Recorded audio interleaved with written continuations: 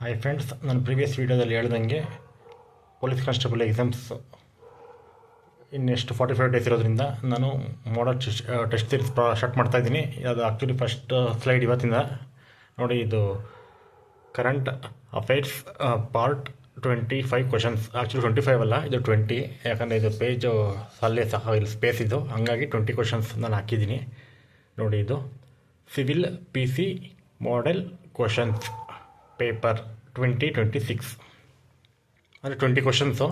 2026 ಅಂದರೆ ಈ ಮಾಮೂಲಿ ಈ ವರ್ಷದ್ದು ಅಂತ. ಬನ್ನಿ ಕ್ವಶನ್ಸ್ ಸ್ಟಡಿ ಮಾಡೋಣ. ಆ್ಯಕ್ಚುಲಿ ಇದು ಬ್ಲೂ ಇಂಕಲ್ಲಿ ಬರ್ತೀನಿ ಕ್ವಶನ್ನು, ಸ್ವಲ್ಪ ಇದು ಮಾಡ್ಕೊಳ್ಳಿ. ನೋಡಿ, ಫಸ್ಟ್ ಕ್ವಶನ್ನು 2025ನೇ ಸಾಲಿನ ಸಿದ್ಧಗಂಗಾ ಶ್ರೀ ಪ್ರಶಸ್ತಿ ಪುರಸ್ಕೃತರು ಈ ಕೆಳಗಿನವರಲ್ಲಿ ಯಾರು? Option Baraguru Ramachandrappa, MN Channabasappa, CNR Rao, doctor C Sharath Kumar. Actually answer ಇದು ಪ್ರಶಸ್ತಿ ಮೌಲ್ಯ ಬಂದು 1 ಲಕ್ಷ ನಗದು, ಅದು ಇಂಪಾರ್ಟೆಂಟು. ಮತ್ತು ನೀಡುವ ಸಂಸ್ಥೆ ಸಿದ್ಧಗಂಗಾ ಮಠ ಕಡೆಯಿಂದ ಕೊಡೋದು, ಅದು ಇಂಪಾರ್ಟೆಂಟ್ ನೋಡ್ಕೊಳ್ಳಿ. ಇದಕ್ಕೆ ಉತ್ತರ ಬಂದು ಯಾವುದಿರ್ಬೋದು? ಆ್ಯಕ್ಚುಲಿ ಉತ್ತರ ನಾನು ಕೊಡಬಾರ್ದು ಅಂದ್ಕೊತೀನಿ, ಬಟ್ ಇದು ನೆಕ್ಸ್ಟ್ ಟೈಮಿಂದ ಉತ್ತರ ನೀವೇ ಹೇಳ್ಬೇಕಾಗುತ್ತೆ. ಇದು ಸ್ಯಾಂಪಲ್, ಫಸ್ಟ್ ಒನ್ ಉತ್ತರ ನಿಮಗೆ ಹೇಳ್ತೀನಿ, ನೆಕ್ಸ್ಟ್ ಟೈಮಿಂದ ಉತ್ತರ ನೀವೇ ಹುಡುಕಬೇಕಾಗುತ್ತೆ. ಇದಕ್ಕೆ ಉತ್ತರ ಬಂದು ಚನ್ನಬಸಪ್ಪ ಉತ್ತರ. ಫಸ್ಟ್ ಒನ್ ಆಯ್ತು, ಮುಗೀತು. ಎರಡನೇದಕ್ಕೆ ಬಂದೆ.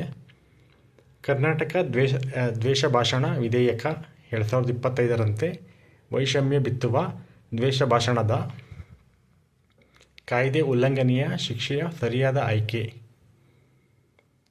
ಕೇಳಿರ್ತೀರ. ಕರ್ನಾಟಕ ದ್ವೇಷ ಭಾಷಣ ವಿಧೇಯಕ 2025 ಇದು ಅಂಗೀಕಾರ ಆಗಿರುತ್ತೆ.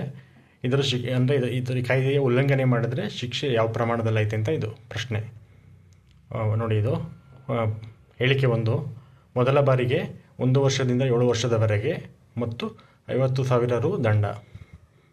ಮತ್ತು ಹೇಳಿಕೆ 2, ಎರಡನೇ ಬಾರಿಗೆ 2 ವರ್ಷದಿಂದ 7 ವರ್ಷದವರೆಗೆ ಮತ್ತು 1 ಲಕ್ಷ ರು ದಂಡ. ಹೇಳಿಕೆ 1 ಮಾತ್ರ ಸರಿ, 2 ಹೇಳಿಕೆ ಸರಿ, ಹೇಳಿಕೆ 2 ಮಾತ್ರ ಸರಿ, ಯಾವ ಹೇಳಿಕೆಯೂ ಸರಿ ಇಲ್ಲ.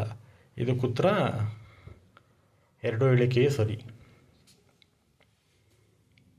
ಮೂರನೇ ಕ್ವಶನ್ನು ಫಸ್ಟ್ ಹೋಗ್ತೀನಿ, ಯಾಕಂದರೆ ತುಂಬ ಲಾಂಗ್ ಆಗುತ್ತಿದ್ದು.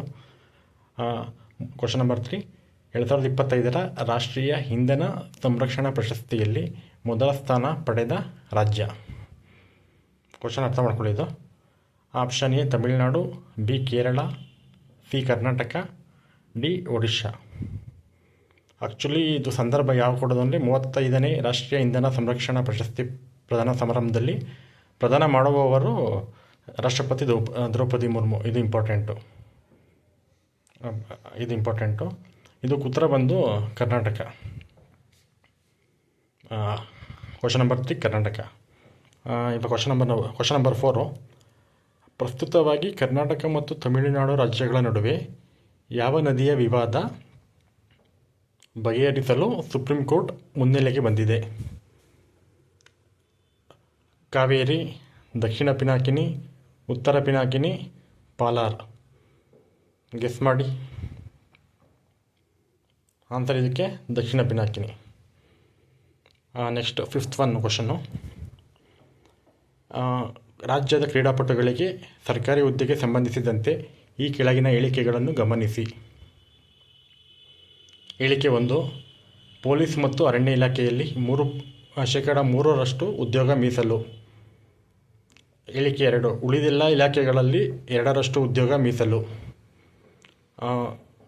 ಆನ್ಸರು ಹೇಳಿಕೆ 1 ಮಾತ್ರ ಸರಿ, B ಹೇಳಿಕೆ 2 ಸರಿ, C 2 ಹೇಳಿಕೆ ಸರಿ, D ಯಾವುದೂ ಸರಿ ಇಲ್ಲ. ಉತ್ತರ ಇದಕ್ಕೆ 2 ಹೇಳಿಕೆ ಸರಿ. ಈ ಥರ ಹೇಳಿಕೆ ಪ್ರಶ್ನೆಗಳನ್ನ ಸ್ವಲ್ಪ ನೀವು ಗಮನ ಕೊಟ್ಟು ನೋಡ್ಕೊಬೇಕು. ಮತ್ತು 11ನೇ ಕ್ವಶನ್ ನಂಬರ್ 6, 11ನೇ ಅಖಿಲ ಭಾರತ ದಲಿತ ಸಾಹಿತ್ಯ ಸಮ್ಮೇಳನ ಎಲ್ಲಿ ಜರುಗಿದೆ ರಾಜ್ಯ ಮಟ್ಟದಲ್ಲಿ? Option A Ballari, option B Chitradurga, option C Raichur, option D Kolar. ಉತ್ತರ ಇದಕ್ಕೆ C ರಾಯಚೂರು. ತಿರ್ಗ 7 ಕ್ವಶನ್ ನಂಬರ್ 7, 2026ರ ಜನವರಿಯಲ್ಲಿ ಕರ್ನಾಟಕ ಸರ್ಕಾರವು ಈ ಕೆಳಗಿನ ಯಾವ ಸ್ಥಳದಲ್ಲಿ ವಿಶ್ವಗುರು ಬಸವಣ್ಣ ಜೀವವೈವಿಧ್ಯ ಉದ್ಯಾನವನ್ನು ನಿರ್ಮಿಸಲು ಅನುಮೋದಿಸಿದೆ. ಆಪ್ಷನ್ ನೋಡ್ಕೊಳ್ಳಿ, ಗಮನ ಕೊಟ್ಟು ಸ್ವಲ್ಪ. ಬೆಂಗಳೂರಿನ ಯಲಹಂಕ ಬಳಿ ಆಪ್ಷನ್ ಎ, ಬೆಂಗಳೂರಿನ ಬಿಡದಿ ಬಳಿ ಆಪ್ಷನ್ ಬಿ, ಬೆಂಗಳೂರಿನ ಲಾಲ್ಬಾಗ್ ಬಳಿ ಆಪ್ಷನ್ ಸಿ, ಬೆಂಗಳೂರಿನ ಬನ್ನೇರುಘಟ್ಟ ಬಳಿ ಆಪ್ಷನ್ ಡಿ. ಉತ್ತರ ಇದಕ್ಕೆ ಬೆಂಗಳೂರಿನ ಯಲಹಂಕ ಬಳಿ. ಈ ಕೆಳಗಿನ ಯಾವ ತಂತ್ರಜ್ಞಾನ ಕ್ವಶನ್ ನಂಬರ್ 8. ಈ ಕೆಳಗಿನ ಯಾವ ತಂತ್ರಜ್ಞಾನ ಸಂಸ್ಥೆ ಮಣ್ಣಿನಲ್ಲಿ ಕಂಡುಬರುವ ಬ್ಯಾಕ್ಟೀರಿಯಾಗಳನ್ನು ಬಳಸಿ ಬಾಹ್ಯಾಕಾಶ ಇಟ್ಟಿಗೆಗಳನ್ನು ಅಭಿವೃದ್ಧಿಪಡಿಸಿದ್ದಾರೆ? ಆಪ್ಷನ್ ಬಂದು Madras IIT A, option B ಬಂದು ರಾಯಚೂರು IIT, ಆಪ್ಷನ್ ಸಿ ಬಂದು ಬೆಂಗಳೂರಿನ IISc, ಆಪ್ಷನ್ ಡಿ ಬಂದು ಟಾಟಾ ಫಂಡಮೆಂಟಲ್ ಇನ್ಸ್ಟಿಟ್ಯೂಟ್. ಇದಕ್ಕೆ ಆನ್ಸರ್ ಬಂದು ಬೆಂಗಳೂರಿನ IISc. Next question number 9. ಈ ಕೆಳಗಿನ ಯಾವ ಜಿಲ್ಲೆಯಲ್ಲಿ ಇತ್ತೀಚೆಗೆ ಬೃಹತ್ ಫಾಸ್ಫೇಟ್ ನಿಕ್ಷೇಪ ಕಂಡುಬಂದಿದೆ? Question number 9.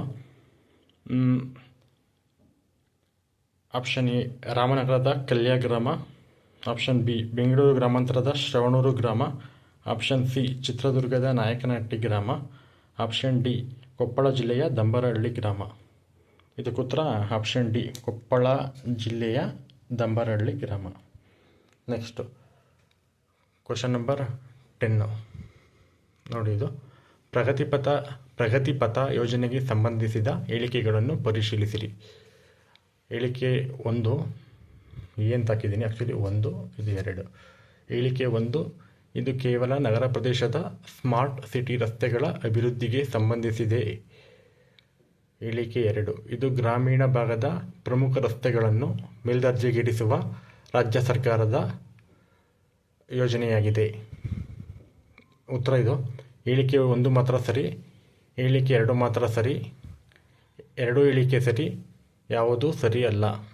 ಇದಕ್ಕೆ ಉತ್ತರ ಬಂದು ಪ್ರಗತಿಪಥ ಬಂದು ಇದು ಗ್ರಾಮೀಣ ಭಾಗದ ಪ್ರಮುಖ ರಸ್ತೆಗಳನ್ನು ಮೇಲ್ದರ್ಜೆಗೇರಿಸುವ ರಾಜ್ಯ ಸರ್ಕಾರದ ಯೋಜನೆಯಾಗಿದೆ.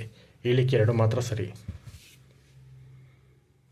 11ನೇ ಕ್ವಶನ್ನು, ಕಿರುಕುಳಕ್ಕೆ ಒಳಗಾದ ಮಹಿಳೆಯರಿಗೆ ಸಹಾಯ ಮಾಡಲು ಮತ್ತು ಲಿಂಗ ಅಸಮಾನತೆಯನ್ನು